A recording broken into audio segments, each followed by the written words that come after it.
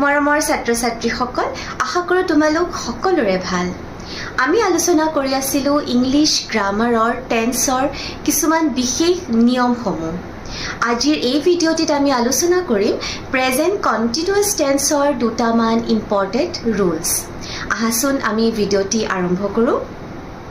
প্ৰথম ৰুলটো হৈছে the present continuous tense is used for an action that is going on at the time of speaking. আমি present continuous tense কেতিয়া ব্যৱহাৰ কৰোঁ? যেতিয়া এটা কাৰ্য আমি কথাটো কৈ থকাৰ সময়ত ঘটি থাকে, সেই তেনেধৰণৰ কাৰ্যৰ লগত আমি কি ব্যৱহাৰ কৰোঁ? আমি প্ৰেজেণ্ট কণ্টিনিউৱাছ টেন্স ব্যৱহাৰ কৰোঁ। For example, I am teaching you the uses of present continuous tense. মই তোমালোকক present continuous tenseৰ uses সমূহ শিকাই আছোঁ। আন এটি উদাহৰণ, mother is cooking food right now. মায়ে এই সময়ত আমাৰ বাবে খাদ্য বনাই আছে। Present continuous tenseৰ আন এটা ৰুল হৈছে the present continuous tense is used for an action that has already been arranged to take place in the near future. উদাহৰণৰ সৈতে বুজো ব'লা। I am going to Guwahati next week. মই অহা সপ্তাহত গুৱাহাটীলৈ যাম।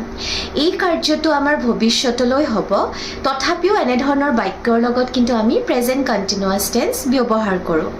আৰু আমি দুটা শব্দ গোয়িং টু এইটো আমি ইয়াত ব্যৱহাৰ কৰোঁ। সাধাৰণতে পাৰ্চনেল এৰেঞ্জমেণ্টছৰ লগতহে প্ৰেজেণ্ট কণ্টিনিউৱাছ টেন্স এনেধৰণে ব্যৱহাৰ হয়। আশা কৰোঁ তোমালোকে বুজি পালা। এতিয়া আহোঁ আমি প্ৰেজেণ্ট কণ্টিনিউৱাছ টেন্সৰ ষ্ট্ৰাকচাৰলৈ। পজিটিভ চেণ্টেন্স এটাৰ লগত প্ৰেজেণ্ট কণ্টিনিউৱাছ টেন্সৰ ষ্ট্ৰাকচাৰটো হ'ব subject plus am is are plus verb one plus ING plus object. For example, he is doing his homework.